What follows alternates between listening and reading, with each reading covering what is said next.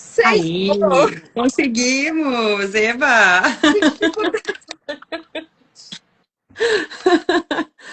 Tecnologia hoje tá braba com a gente, Não, viu? hoje o trem não tá legal, não. Tudo bem por aí?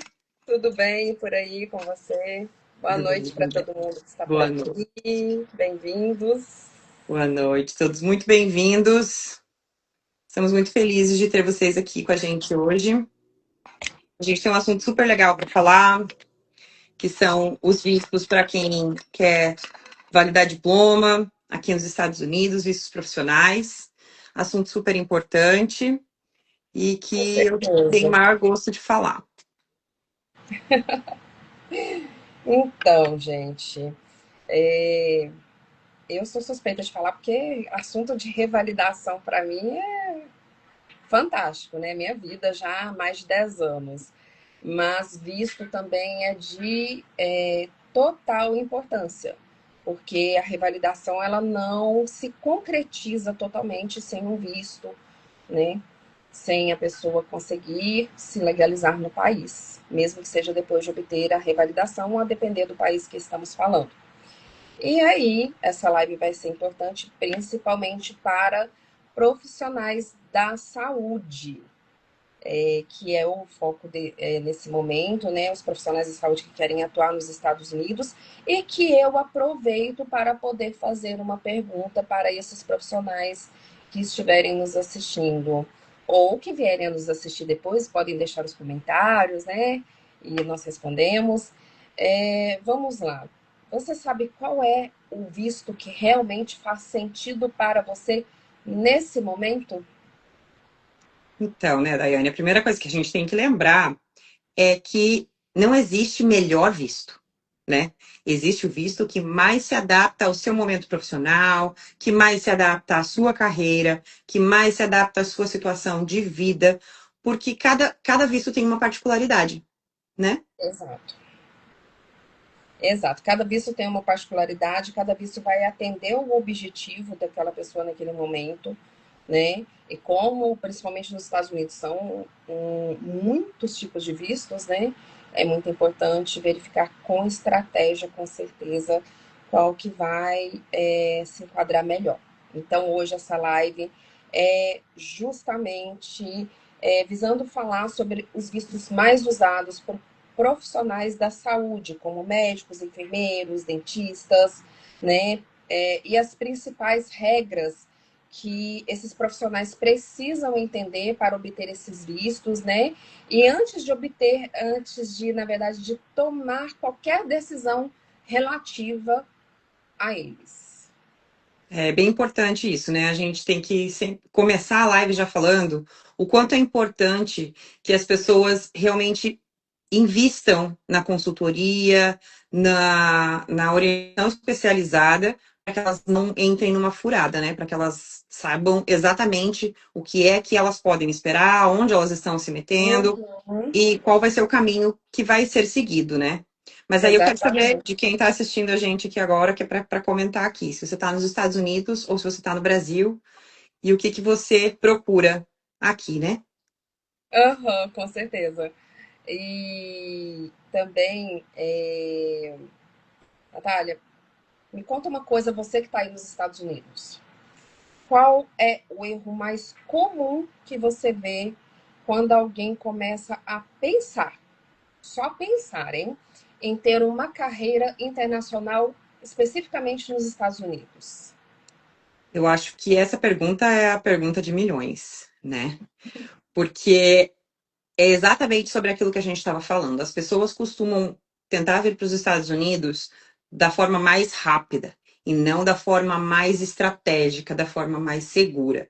Então, o interessante, o importante é a pessoa sempre pensar: eu vou primeiro traçar a estratégia para depois eu pensar no meu prazo. Né? E não o contrário. Porque se você faz o contrário, você começa de trás para frente, aí a coisa pode desandar, né? Na verdade, a probabilidade é que desande, né? Nem só pode, a probabilidade é que vai desandar, né? Então, acho que é aquilo, né? Primeiro a pessoa escolhe o visto para depois tentar se encaixar dentro dele, não encaixar o visto dentro da realidade dela. Exatamente. E, na verdade, o ideal é exatamente o contrário, né? É você entender a sua fase profissional, sua fase de vida, e depois você define o visto, né? Para depois você seguir para o resto. Sim. O Então visto é vamos o que lá. vai acompanhar a fase da carreira, né? Não, não o contrário, né? Sim, Uhum. exatamente. Não só a fase da carreira, mas também o objetivo do profissional naquela carreira, né? Que ele vai seguindo lá no país.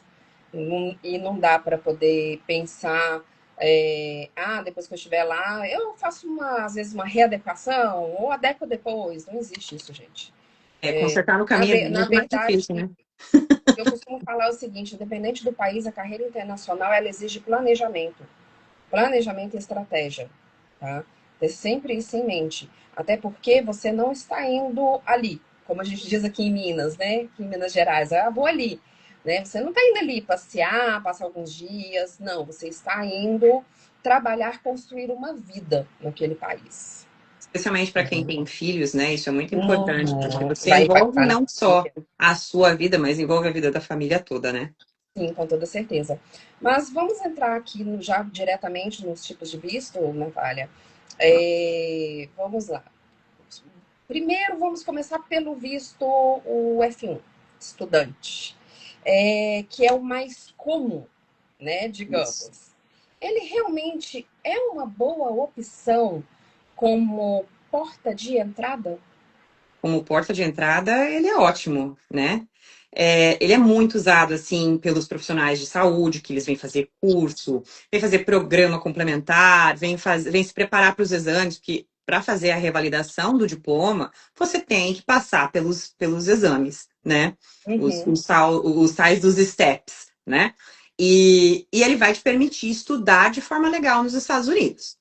Então, você pode fazer cursos preparatórios, você pode fazer programas acadêmicos, você pode fazer uma complementação de formação, como é o caso do mestrado, né, do doutorado. Isso é maravilhoso, especialmente para quem busca uma carreira aqui nos Estados Unidos, isso é fantástico, né? uhum. Mas existem algumas regras, e que é bem importante a gente lembrar quais são essas regras. Me conta Né? aí essas regras. Então, a primeira regra é que esse visto, o visto F1, ele é exclusivamente para estudo. Então, você só pode estudar nessa instituição que você foi selecionado, ou, na verdade, é a instituição que emitiu o seu documento, né? Porque cada Uhum, instituição para o F1, quem emite o documento, que é o formulário 20, ele é emitido pela instituição de ensino. Então, você tem que se manter nessa instituição, ou, caso você consiga, fazer um pedido de transferência. Né? Existe essa possibilidade, mas você tem que se manter dentro dessa situação de estar sempre com o visto de estudante vigente. Né? uhum, Existem situações em que o trabalho é permitido de forma limitada, né? Algumas instituições de ensino permitem CPTs ou PTs, que são as autorizações específicas de trabalho para determinadas áreas. Então, por exemplo, se você está fazendo um mestrado ou uma pós-graduação, uma especialização dentro de uma área administrativa, você só pode trabalhar por 20 horas semanais dentro da sua área administrativa. Mesma coisa para o profissional de saúde. 20 horas semanais dentro da área da saúde, né? uhum. E a terceira condição é que é um visto temporário. Ele não te dá direito a green card, ele te dá direito a um período determinado, então 1 ano, 2 anos, depende do tempo que o seu curso vai durar, né? Ele vai durar pelo mesmo prazo do seu curso, tá? Como eu falei, é um visto que não dá imigração permanente. Ele é Uhum. uma porta de entrada, mas não é um plano final, né? Sim, Então, porta de entrada, mas não é um plano definitivo, né? exato. Que pode Tem que ser apenas uma pensar, parte do caminho desse plano. tem que pensar no próximo passo, né? Sim. É, mas e aí, tá. É uma porta, mas não é, né, um plano definitivo. E se nós pensarmos no visto J1, né? Muita gente ouve falar dele na residência médica. O que você me fala sobre esse visto? Isso mesmo. O visto J1, basicamente, ele é um visto de intercâmbio, tá?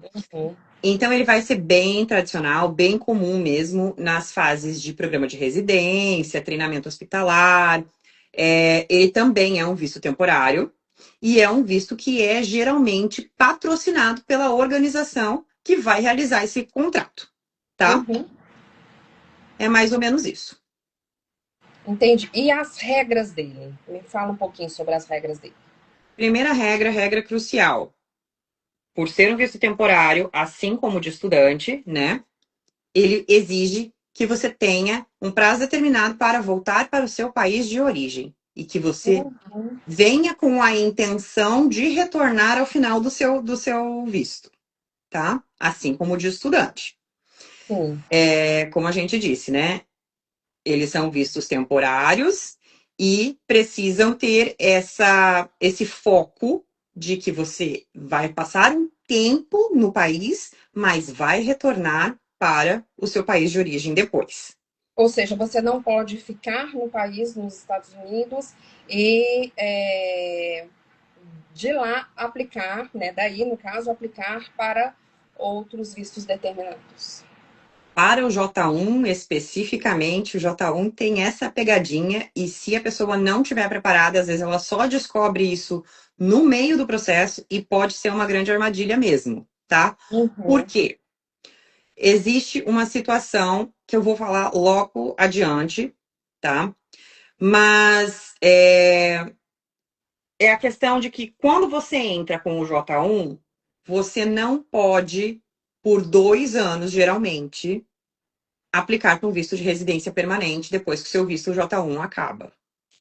Você é obrigado a voltar para o seu país de origem e ficar 2 anos, pelo menos, sem poder aplicar para um visto de residência permanente, tá? E muita gente não sabe disso. Existem exceções, né? Uhum. Existem exceções. É, Ao final do programa, você pode tentar aplicar para outras circunstâncias, outras condições, porém, a regra geral é essa. É a de que você vai ter que ficar 2 anos sem poder pedir nenhum outro tipo de visto, tá? E a terceira regra é que você fica vinculado ao seu empregador. Você não pode trocar de empregador. Se Você tiver ruim, aguenta. ou volta, É. ou Mas volta. uma curiosidade que me veio aqui agora.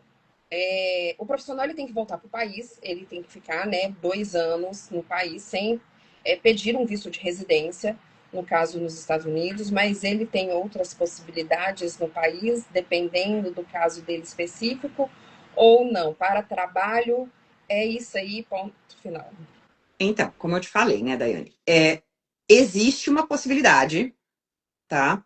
Mas é uma possibilidade diferente que depende de disponibilidade de vagas, né? Uhum, E que depende da vontade do candidato também, né? Como que isso funciona basicamente? Assim, panorama geral, só para a gente não se aprofundar muito nesse visto, uhum, mas num panorama geral é o seguinte: você entra com esse visto provisório e ao final do seu programa, se você tiver interesse, você pode aplicar, e se houverem vagas, para um programa chamado Conrad 30. Esse Conrad 30, ele direciona você a prestar serviço em outras localidades, geralmente localidades bastante carentes, por um determinado período. uhum, E aí, neste período em que você está prestando esse serviço, você pode ficar isento dessa barreira dos 2 anos. Porque você está prestando serviço dentro desses 2 anos para essa localidade carente, uhum. tá? Mas é aquilo. Primeiro, tem que ter vaga. Segundo, você tem que querer ir para sabe Deus onde e contar com a sorte de que vai dar tudo certo, né? É um pouco complicado, né? Às vezes o profissional querer, né, seguir dessa forma, mas é bom saber que ele tem essa possibilidade, Exato. porque, né, existem profissionais e profissionais. Eu já tive clientes aqui que do Mais Médicos, que gosta, quanto mais carente a área, mais gosta, mais gostava. Assim, na época, inclusive chegou a abrir até uma página no Instagram, trabalhava em aldeia indígena, em situação onde que o paciente era atendido em cima de banquinhos de madeira, e era dessas localidades que esse médico gostava, porque aquilo era um desafio para ele de estar ali, né, proporcionando a saúde para quem não tem o acesso, né? Então, bom saber que tem essa possibilidade. E Só é importante a gente lembrar, né, que ele é um visto, assim, que pode, ele é muito bacana, muito legal, para uhum, quem tem esse objetivo específico de vir, trabalhar e voltar, né? Porém, ele pode atrasar, se você tiver interesse realmente de migrar, ele pode atrasar o seu processo migratório por conta dessa barreira, ou inviabilizar uma carreira mais definitiva, né? Então, por conta disso, a pessoa tem que estar ciente do que ela está assinando, né? uhum. Ou seja, ela tem que estar ciente que é uma excelente opção para entrar no sistema americano, né, de saúde, conhecer, trabalhar, conviver, mas que tem que entender muito bem o que, é que acontece depois, porque senão vai chegar, terá surpresas e talvez não vai conseguir resolver. Pelo contrário, vai complicar a vida do profissional. Exatamente. Natália, e o visto H1B? Vamos falar do visto de trabalho. Perfeito. O H1B, ele é realmente um visto de trabalho, que daí já é outra característica, tá? Porém, ele depende de um patrocinador, que a gente chama aqui de sponsor, né? Ela não vem como trainee, ela não vem como estudante, ela não vem como nada disso, ela vem contratada como profissional. Também não é um visto que leva automaticamente ao green card, tá? Mas ele vem contratado como um profissional, como um trabalhador, né? As regras fundamentais do H1B. Primeiro, precisa do sponsor. Sem sponsor, você não entra com o processo. Quem assina a sua petição não é você, é a empresa, tá? Primeiro você precisa ter quem se responsabiliza para depois fazer o pedido, e não o contrário. Né? Não pedir Exatamente. primeiro e depois arrumo quem vai se responsabilizar por mim. Exatamente. Tá? Então, o hospital quer me contratar. Perfeito. O hospital vai assinar uma petição de H1B para você, uma solicitação de um visto H1B para você, e você só vai esperar. Você não vai assinar nada, tá? Segunda regra, você vai ficar vinculado a este empregador também. Se o empregador resolver, desculpa, se o empregador resolver te demitir, seu visto acabou. Não tem mais a vaga, não tem mais espaço, pisou na bola, acabou. Acabou o visto. Pode trocar? Pode, se outro empregador quiser ser seu sponsor, né? Falar, não, agora eu não quero mais trabalhar para isso, mas aquele lá vai ter que fazer a petição de H1B para você e vai trocar o seu sponsor.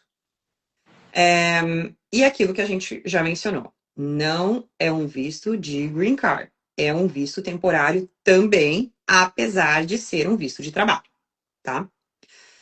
Existem alguns riscos desse visto também, né? Uhum. Como a gente já mencionou, a dependência do empregador é um desses riscos, porque encerrando o contrato, encerrou o visto. Não tem mais o que discutir, né? A menos que você tenha outro status que te segure, que aí, por exemplo, você aplicou para um outro visto, como um employment based, e aí você tem uma autorização para ficar, para permanecer, aí é outra situação, né? Porque o employment base é um tipo de visto que não te vincula a empregador nenhum. Mas quando você está vinculado ao H1B, acabou o contrato, acabou o visto. Nem todo mundo, nem todo empregador quer patrocinar, porque é caro, é difícil você achar, na verdade, um sponsor, né? Que esteja disposto a pagar. Então, nem todo mundo vai querer fazer esse patrocínio. E existe um limite anual, que esse é o pulo do gato, né? Existe um limite anual de concessão desse visto, que são 65 mil vistos, tá? Mais 20 mil vistos para profissionais que já tenham mestrado nos Estados Unidos. Então, são 85 mil no total, Uhum. que na verdade, se você parar para pensar, é pouco, né? Pouco. Então, aí existe o que a gente chama de loteria. E aí você entra na loteria para saber quem entra e quem não entra. É. Natália, uma dúvida que me veio aqui agora, enquanto você estava falando aí um pouquinho antes da questão de ser um visto caro. Esse é aquele visto que há pouco tempo atrás estava bombardeando de notícias no Instagram, né, nas mídias sociais, falando que ele já era alto e que teve ainda um aumento no valor dele. Uhum. Esse mesmo, 100 mil dólares agora. Eles estão cobrando para fazer o H1B, né? É, muito caro. Então, é um visto com um valor bem elevado, nem todo empregador quer pagar. Uhum.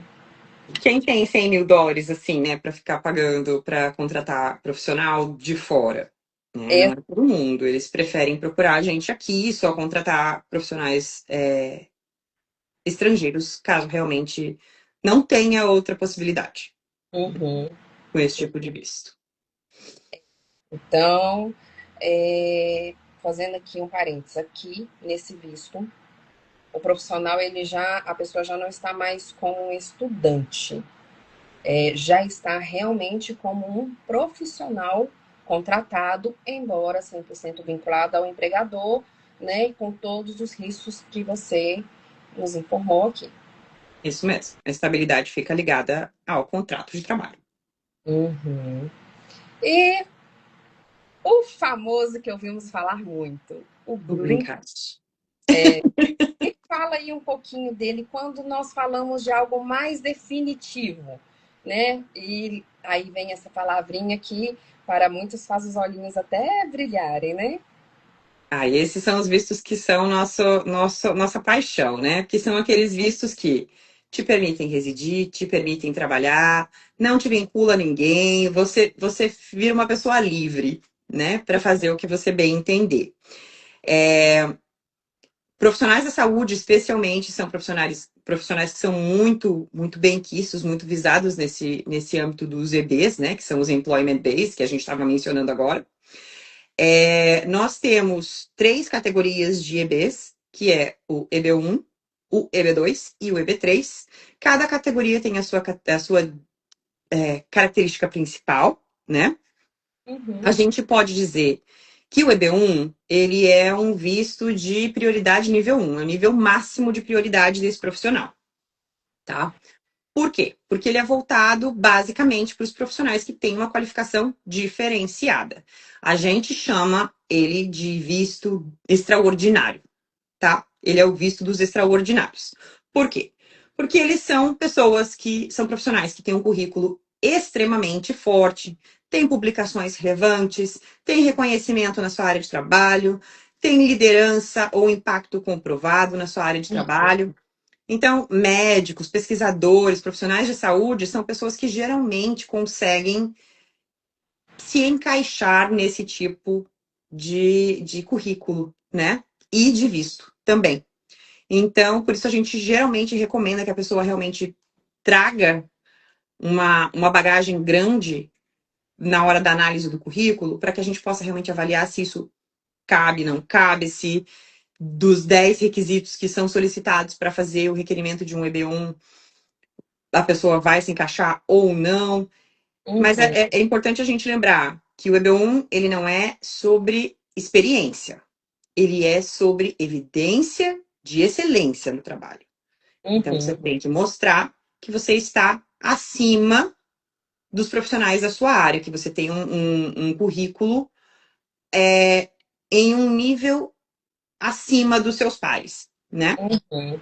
É isso, basicamente. Quando você falou sobre isso, né, nessa questão de ter um nível elevado, a um primeiro momento me pareceu, tipo assim, me veio na a mente profissionais, então, que tem muito tempo de atuação, né, que aí conseguiu fazer, mas aí você já falou que não é tempo de experiência. Então, ou seja, um médico que acabou de formar, mas que teve uma bagagem, né, uma dedicação superior dentro do seu curso, dentro do que é possível, tem uma grande chance de se enquadrar nesse requisito, porque ele pode mostrar que ele já tá com, já formou com um currículo bem avançado.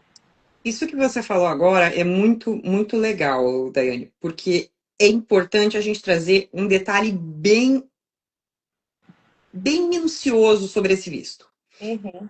Quando você é um profissional que você criou, por exemplo, uma metodologia diferente, ou você descobriu uma coisa diferente, ou você implementou um processo diferente para determinada coisa, isso é uma das coisas que a gente pode demonstrar que trouxe impactos e que faça diferença no seu processo. Por isso a gente diz que é bem importante a gente conversar com a pessoa, entender a bagagem que ela vai trazer, porque às vezes é nesse pedacinho de coisa que a pessoa vai trazer um diferencial, um processo diferente, uma experiência diferenciada que vai mudar todo o processo dela.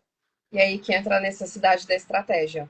Porque, por exemplo, Exatamente. eu estou me graduando em medicina, mas já estou me graduando pensando, eu quero ter uma carreira lá nos Estados Unidos, saber disso pode fazer uma diferença muito grande. Com Entrou certeza. Outra coisa, né? Se você tá na faculdade de medicina, na faculdade de enfermagem, e você gosta, assim, de estudar, de pesquisar, enfim, criar, elaborar artigos científicos, elaborar documentos, elaborar qualquer coisa que traga contribuições para o seu meio de trabalho, para a sua comunidade, né? Geralmente faz muita diferença. bom saber. É bem legal. É. E Depois disso, a gente tem o EB2, né? E uhum, é um outro visto que todo mundo avançado. adora. Porque nem sempre você tem tudo isso para aplicar para um EB1. Sim. Porém, o EB2 pode te servir, né? O EB2, ele é voltado para profissionais que têm uma formação avançada, como é o caso dos médicos, dos enfermeiros, e não só dessas profissões, mas né, o EB2 ele serve para inúmeras profissões. Uhum. Mas você precisa mostrar que você tem uma qualificação acima da média. Não é qualquer pessoa que simplesmente vai aplicar para um EB2 e vai conseguir, né? Então, geralmente são profissionais com pós-graduação, que têm experiência relevante, porque aqui a experiência faz diferença. A experiência, já conta a experiência. Aqui a experiência faz diferença, né? Áreas de interesse estratégico, como é o caso das áreas da saúde, por exemplo, é uma área que geralmente o governo americano se interessa bastante, porque a gente precisa de médicos, a gente precisa de Uhum. enfermeiros, né? Tem falta disso aqui.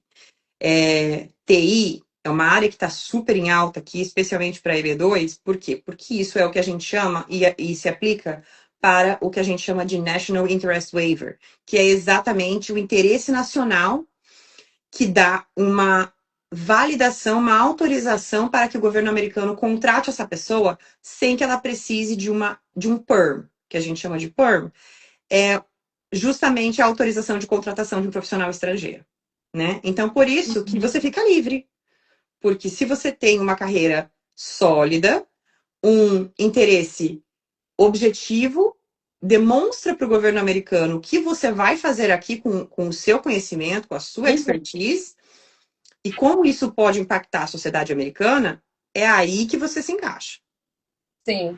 E né? sim, autonomia, né? Que é muito importante. Exatamente. É, então, por isso que eu digo, o National Interest Waiver, por exemplo, é um visto que você não depende de empregador nenhum, assim como o EB1 também não. Você pede e o governo vai dizer, ok, trabalhe para quem você quiser, já que eu me interesso pelo seu trabalho. Uhum. Pode ficar livre, vai trabalhar, só presta seu serviço para mim que eu fico feliz. É mais ou menos assim, entendeu? Mas não é automático quando você tem diploma, nem quando você tem especialização, né? Você Uhum. precisa provar esse impacto, por isso eu digo, você precisa dizer o que você vem fazer aqui. Qual é o Uhum. seu interesse? O que você vai trazer de bom para mim, né? É isso que o governo americano quer saber, o seu impacto aqui. E o processo é um processo bem técnico e bem documental, né? Sim, até porque bem técnico, bem documental. E, gente, não adianta, bem estratégico. Porque às vezes você tem o que o país procura, o que é de interesse para o país, mas se você não souber demonstrar isso, se você não souber externar isso, provavelmente você vai mostrar quais são os seus interesses, mas não vão fazer o mais importante, que é mostrar para o país por que, que ele tem que interessar em você, Isso né? mesmo. Para no que você se encaixa para ele. Exatamente. É importante a gente falar, né? EB2 não é só preencher formulário, não. É construção de argumento. É Uhum. pensar começo, meio, fim e o pós-fim. É o que vem depois. Eu costumo brincar assim, né? E falar geralmente para os meus clientes e tudo mais, que o EB1 ele é um processo que foca no seu passado. O que foi que você construiu na sua carreira? O que foi que você trouxe de diferente na sua vida? Que você apresentou para a sociedade como um diferencial na sua profissão. O Sim, EB2, não, o EB2 ele vai focar lá na frente, lá no seu futuro. seu O que futuro. você vai trazer para mim de interessante? Por que, que eu me interesso em você lá na frente? O que, que você vai me produzir? Uhum. Então, a gente tem o EB1 para trás e o EB2 para frente. Sim. É, né? Então, é o tipo de visto que não dá para você simplesmente ficar naquela, fulano conseguiu o EB2, então eu também vou conseguir, né? Não é matemática, gente. Não é um mais um igual a dois, não. É tudo construído do zero. Cada processo tem que ser pensado diferente. Cada estratégia tem que ser formada diferente. E tem que realmente fazer uma argumentação forte. Porque senão o oficial nega seu pedido. Sim. E o EB3? Me conta sobre ele. O EB3, ele é diferente do EB1 e do EB2, porque ele não te deixa livre. Ele te dá a Ah, green card, mas ele não te deixa livre. Ele é vinculado ao seu empregador. Então, você precisa de alguém para ser seu sponsor, né? Ele não vai ser completamente livre como o EB1 ou o EB2. O calcanhar de Aquiles do EB3 neste momento é porque o EB3 tem três características, uhum, né? Ele pode ser skilled, unskilled, um, ou o medium skilled, vamos dizer assim, né? uhum, Então, cada tipo de profissional pode se encaixar em uma diferente categoria que vai exigir uma documentação diferente também. A questão é que, apesar de serem diferentes categorias, eles entram todos na mesma fila. E hoje, o EB3 está com uma fila de aproximadamente 3 a 5 anos, dependendo da categoria que você vai pegar. E se você está dentro dos Estados Unidos ou se você está fora dos Estados Unidos, ele vai demorar mais ou menos. Mas a fila está entre 3 a 5 anos de retrogression, que a gente chama, né? Então você só vai conseguir pegar o seu documento, o seu green card, depois desse tempo. Por mais que seu processo já esteja aprovado amanhã. Ele vai contar de 3 a 5 anos, dependendo da situação, a partir do momento em que você entra com o seu pedido. Uai, Né? então não começa, não. Não, compensa, pô, você ganha green card, né? Você pode trabalhar do mesmo jeito. Para quem quer ter uma carreira mais rápida, é muito tempo. Mas é bastante tempo. Então, às vezes, ele não é um visto tão viável por conta dessa situação da retrogression, né? E também não é automático por ter diploma, mas precisa ter enquadramento, né? Aí você vê qual é o enquadramento que a pessoa vai se encaixar. Mas é um visto que, por exemplo, que os empregadores têm interesse em patrocinar para os empregados ou não? Ou, por exemplo, porque, igual nós comentamos no outro visto, né, que é bem caro. Não é qualquer empregador que vai querer investir uma alta quantia no profissional estrangeiro, né?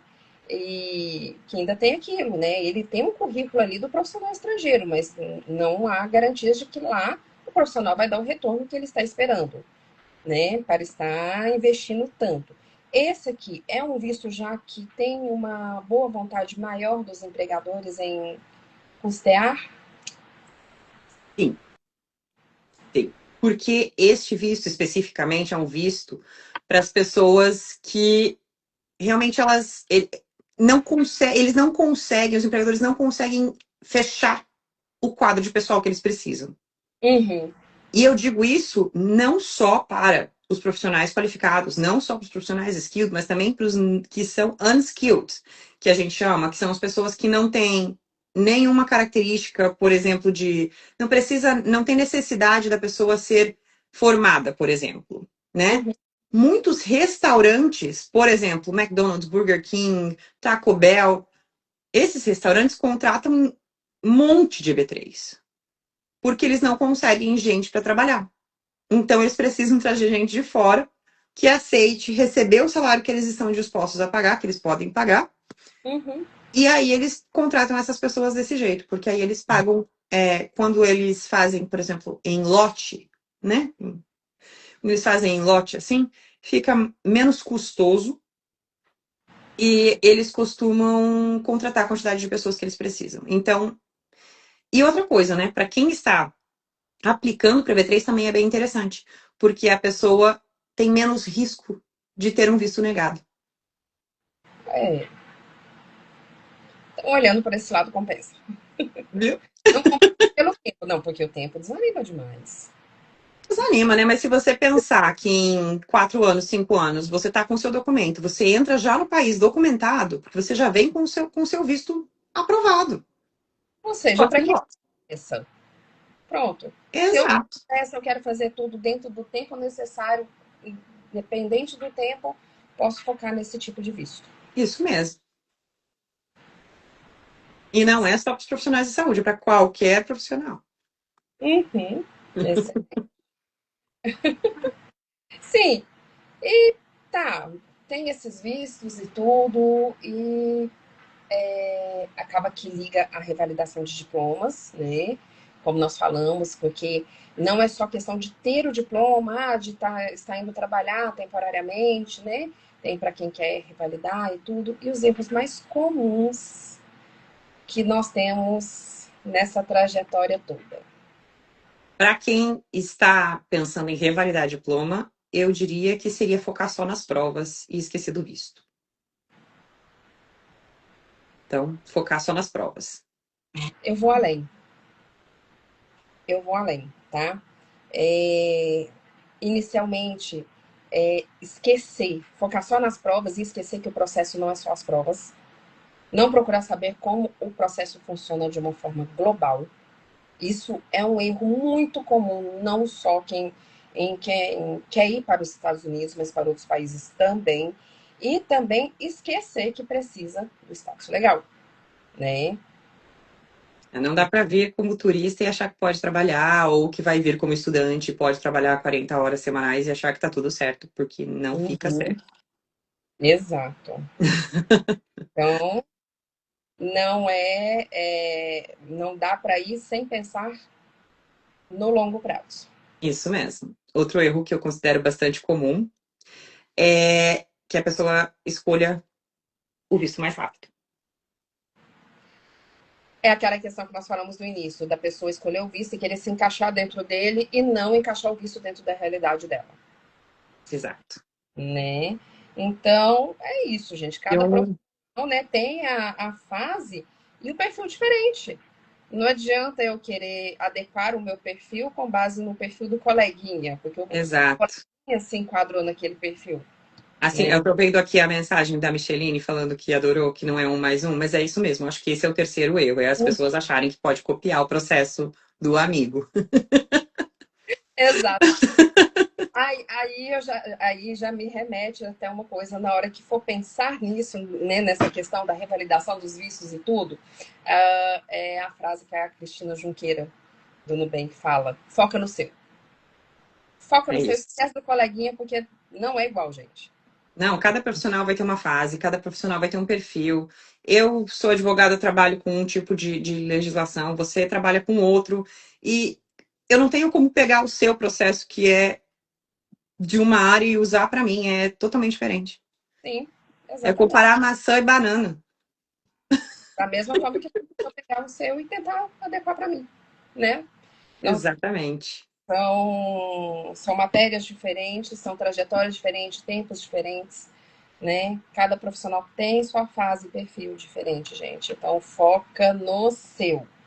E eu acho que uma coisa que, então, é importante que o profissional entenda ou tenha conseguido entender isso através dessa live, né? Não existe visto genérico. Exatamente. Existe o visto adequado para você, para sua fase profissional, e o enquadramento vai fazer toda a sua diferença. Uhum. E o planejamento estratégico vai evitar o retrabalho, o atraso e, mais importante, a frustração. Isso mesmo. Então, se você quer entender exatamente qual é a estratégia que vai fazer sentido para você, qual é a estratégia que vai ser conectada com o seu perfil profissional, se você é um profissional de saúde ou se você é um profissional de outra área, o ideal sempre é fazer uma análise personalizada. E aí, se quer essa análise personalizada, entramos nós, né? É isso aí. Trabalho com uma consultoria individualizada para poder te ajudar a fazer essa análise personalizada, entender o seu momento de vida, de carreira, para te encaixar no visto correto, com isso evitar sua frustração e ainda te direcionar muito bem na sua carreira, porque carreira internacional não é acordei e quero ser um profissional no exterior. Tem que planejar. Não Tem é brincadeira, gente. É bem sério. e se informar. Isso mesmo. E, gente, pelo amor de Deus, Precisando. informa com quem entende do assunto, porque, assim, é tão comum chegar todos os dias a- eu vi no grupo. Que grupo? Ah, do WhatsApp, lá do Telegram. É tipo aquele grupo da tia, que manda aquelas correntes tudo. E aí, gente, chega aquele monte de informações erradas, a pessoa chega assim, chega a dar pena de tanta informação errada, que aquela pessoa está se agarrando, né? Tá ali segurando naquele monte de informação errada, ou às vezes a informação está correta, mas não se aplica para aquela pessoa, e ela tá ali, se apegou totalmente daquilo, e aí quando você mostra a realidade, a pessoa, nossa, eu não posso ter minha carreira, e acha até que não pode, né? Sendo que exige planejamento, mas é perfeitamente possível ter sim uma carreira internacional. Com certeza. E precisando de assessoria, www.imigraeasy.com. Sim, daianesilva.com para. Só entrar em contato com a gente. Pessoal, muito obrigada pela presença de vocês. Obrigada a você. Adorei ter vocês aqui comigo. Adorei a presença das nossas colegas que estão aqui nos prestigiando. Quem estiver Muito assistindo obrigada. depois, deixa comentários, pode mandar dúvidas, pode mandar sugestão, né, de temas também. Ai, olha, eu estou querendo saber mais sobre isso. Vamos vir, faremos uma nova live com todo prazer. Isso mesmo. Uma boa noite para todo mundo, gente. Muitíssimo obrigada, viu? Boa noite. Tchau, tchau. Tchau.